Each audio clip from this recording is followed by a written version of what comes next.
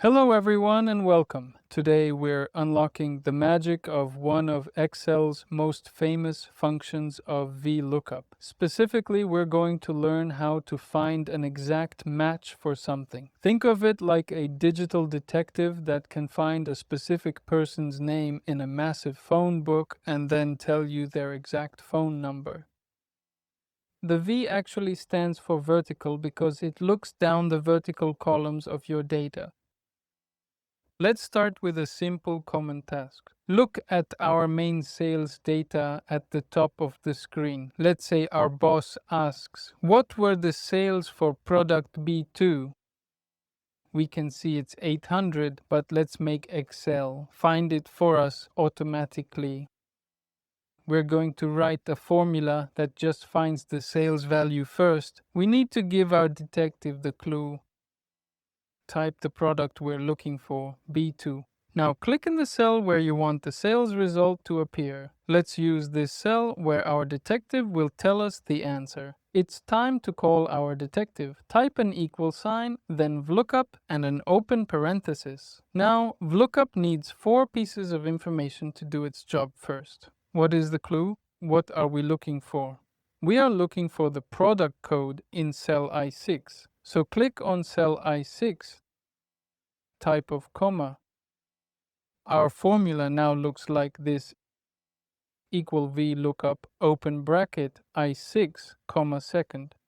Where is the list? Where should the detective search? This is our main table, our phone book. We need to select the entire range of data from the product column all the way to the sales column. So let's select cells from B6 all the way down to F11. Very important.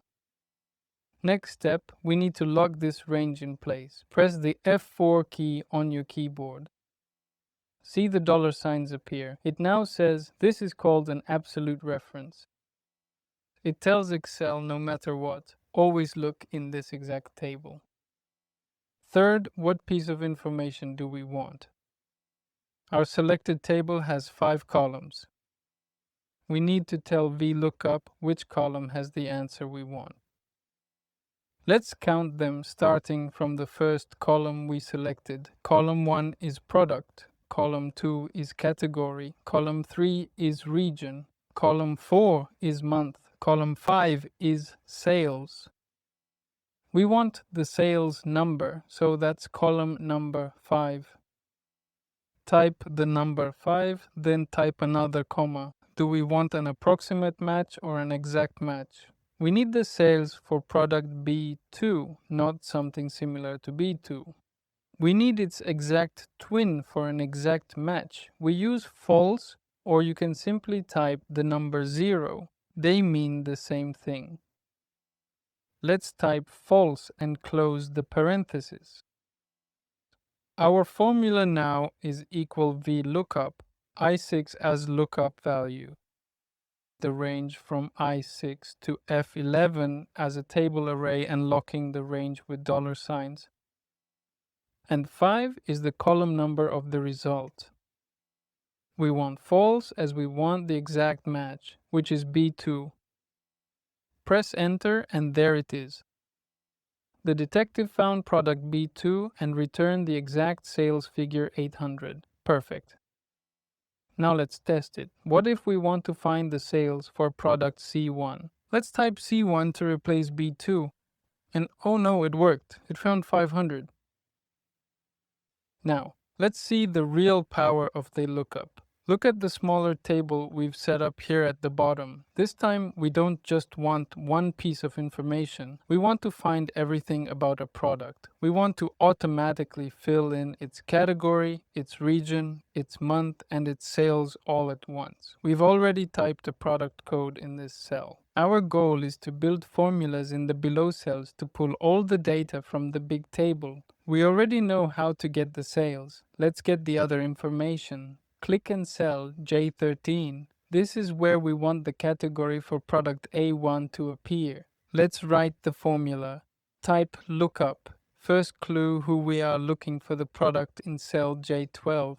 So click on J12, type a comma. Second clue, where this is the same big phone book, we'll use the same absolute reference from B6 to F11 and locking it with dollar signs by pressing F4. We want the category in our selected table. Category is column number 2. Type 2, type of comma. Fourth clue, exact match, always false type, false, and press enter. Formula equals lookup. J12 table range with dollar signs. 2, false close. It works for product A1. The category is electronics. Now here's the powerful part.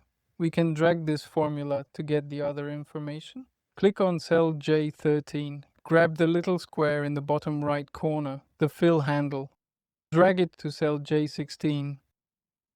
It gives n/A in all rows. Let's see what we did wrong. Now let's look carefully at our setup. Here's our lookup array. Notice what happens when we try the formula when we check the first row. Excel looks at J12.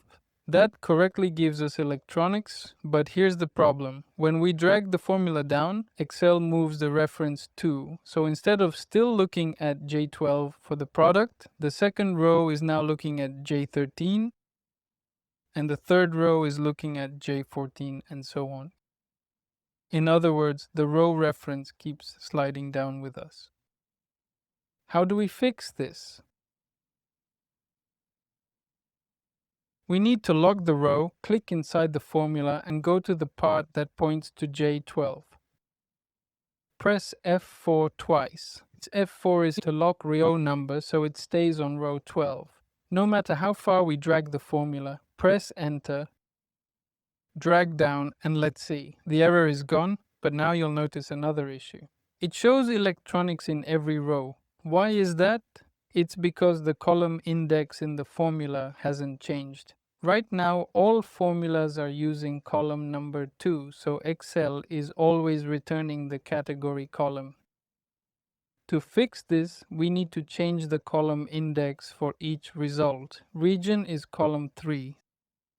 See, now the result is north. Let's do the same for all month is column 4, sales is column 5. Now everything works correctly. So the two big lessons here are lock references when you don't want Excel to move them as you drag. Always check the column index. It decides what piece of information VLOOKUP brings back. Now type a new product code and watch how the entire row instantly updates with all the correct information. This is the true power of VLOOKUP. You can build a dynamic report that changes based on a single input. So to recap, VLOOKUP finds data vertically, use false for an exact match. Lock your table and lookup value with F4. Change the column index number to get different data. Use $sign to lock your lookup column when copying sideways. You are now expert. Go and save yourself hours of time. Alright, we've built an amazing tool, but I have a question. What happens if we type a product code that doesn't exist? Let's try it. In cell J12, let's type X1 and press enter. Yikes. We get the n/A error not available, and it breaks our whole beautiful report.